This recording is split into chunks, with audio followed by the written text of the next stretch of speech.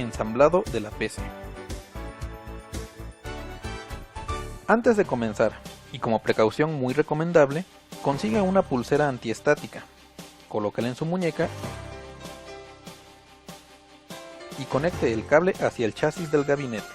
Así evitaremos dañar los delicados componentes de nuestra computadora con descargas electrostáticas. Ahora, lo primero que debemos hacer es extraer la tarjeta madre de su protección antiestática y colocarla sobre la mesa, para conectar en ella el microprocesador y la memoria. Retire el microprocesador de su protección antiestática y, tomándolo únicamente por los bordes, llévelo hasta la tarjeta madre. Con cuidado, levante la palanca que está al lado del socket.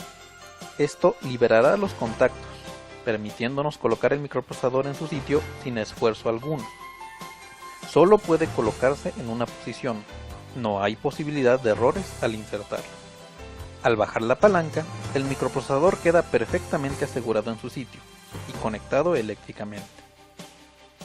Ahora, con mucho cuidado, coloque el disipador y el ventilador de enfriamiento, cuidando que queden perfectamente fijos en su sitio.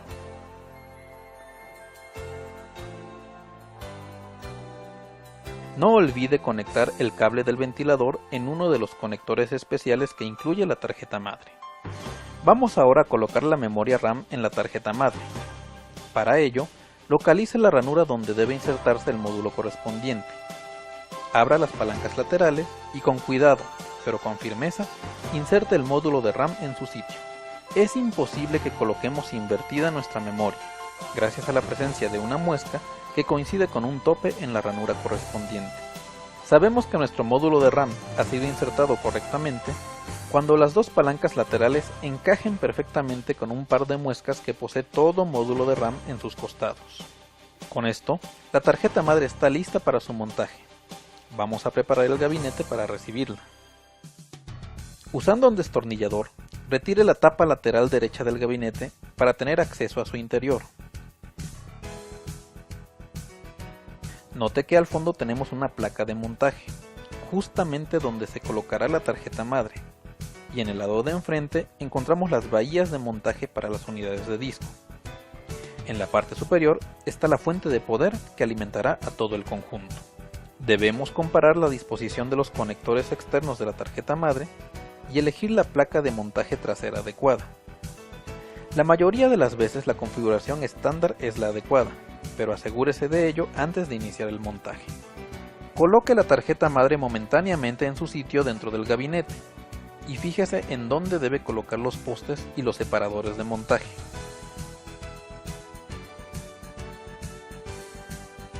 En este caso, se deben colocar en los puntos marcados.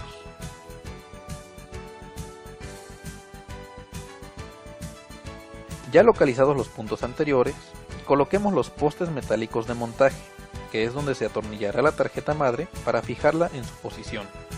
También instalemos los separadores que mantendrán a la placa base separada de la placa de montaje. Con todos los postes y separadores en su sitio, es hora de colocar la tarjeta madre en su lugar.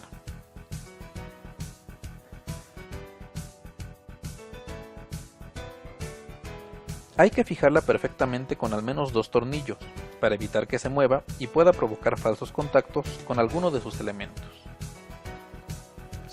Conectemos el cable que viene desde la fuente de alimentación a la tarjeta madre. El conector posee muescas que impiden colocarlo de forma incorrecta. Tenemos los cables que vienen del panel frontal, que son el correspondiente al interruptor de encendido, el de reinicio, el LED de disco duro, el cable para el altavoz interno y los cables para los puertos USB frontales.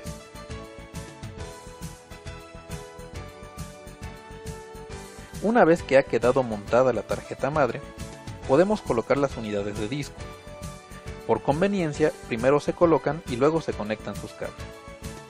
Primero, vamos a insertar las dos unidades ópticas, pero antes hagamos una precisión. Para cumplir adecuadamente las especificaciones de la interfaz IDE, es necesario que una de las unidades cumpla el papel de maestro, mientras que la otra debe ser configurada como esclavo. Esto se hace por medio de un puente o jumper de configuración que se encuentra en la parte trasera de la unidad. junto al conector del cable IDE. Puede ver que existen 3 posiciones para el jumper: maestro, esclavo y selección por cable.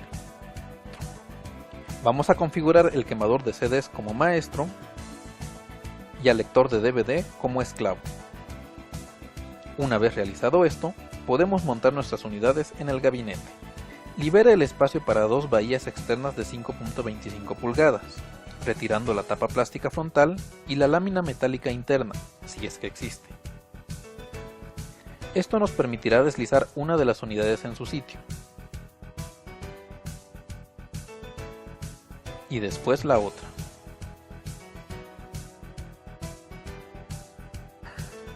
Por supuesto que hay que asegurarlos con por lo menos 2 tornillos, para que permanezcan fijas al gabinete. Ahora instalemos la unidad de disquetes en su lugar. Libere una bahía externa de 3.5 pulgadas y deslice en ella la unidad. No olvide fijarla en su sitio con algunos tornillos. Finalmente, vamos a colocar el disco duro en su sitio. Aquí conviene hacer una recomendación. Siempre debe manejarlo tomándolo por los bordes y nunca toque la placa de circuitos que se encuentra en su parte inferior. Así evitará dañar a los delicados componentes de este elemento. Localice una bahía interna de 3.5 pulgadas y deslice en ella el disco duro, cuidando que los conectores queden apuntando hacia la tarjeta madre. Asegure la unidad con algunos tornillos.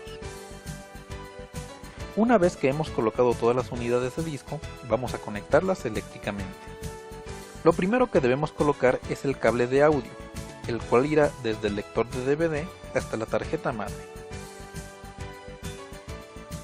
Para el intercambio de datos, vamos a utilizar los cables que vienen junto a la tarjeta madre. Note que se trata de un par de cables de 80 hilos, y que se distinguen porque uno de sus conectores es de color negro, otro de color gris y el último de color azul. Como regla inviolable, el conector negro irá a la unidad configurada como maestro, el gris a la unidad esclava y el azul hacia la tarjeta madre. Entonces, de acuerdo a cómo habíamos configurado nuestras unidades ópticas, el conector negro se colocará en el quemador de CDs y el gris en el lector de DVD, y el azul en el puerto ID2 de la tarjeta madre, ya que el ID1 está reservado para el disco duro. Vamos a colocar el cable de la unidad de disquetes. Coloque el extremo que presenta los cables torcidos en la unidad de disco y el otro extremo en el conector correspondiente de la tarjeta madre. Ahora conectemos el disco duro. Para ello, usando el segundo cable IDE, llevamos el conector negro hasta la unidad de disco y el conector azul hacia la tarjeta madre. Finalmente, vamos a conectar los cables de alimentación que vienen de la fuente de poder. Los conectores poseen unas muescas que impiden su colocación incorrecta, así que este proceso es relativamente sencillo. Ya solo nos resta colocar el módem interno. Para ello, hay que retirar la laminilla trasera correspondiente a una de las ranuras PCI de la tarjeta madre. Ahora, con firmeza pero con cuidado, inserte el módem en la ranura correspondiente hasta que haya asentado perfectamente en su sitio. Y no olvide colocar su tornillo de montaje, para que no se afloje con el tiempo. Con esto hemos concluido el proceso de ensamblado de nuestra computadora personal. Para comprobar si hemos hecho un buen trabajo, conecte el monitor, el teclado y el ratón.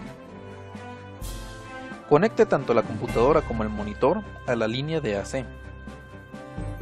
Presione la tecla de encendido y si todo está bien, el monitor deberá desplegar una pantalla inicial invitándonos a entrar al setup y configurar la máquina. Después de la configuración del setup, se debe formatear el disco duro e instalar un sistema operativo, tal como Windows o Linux.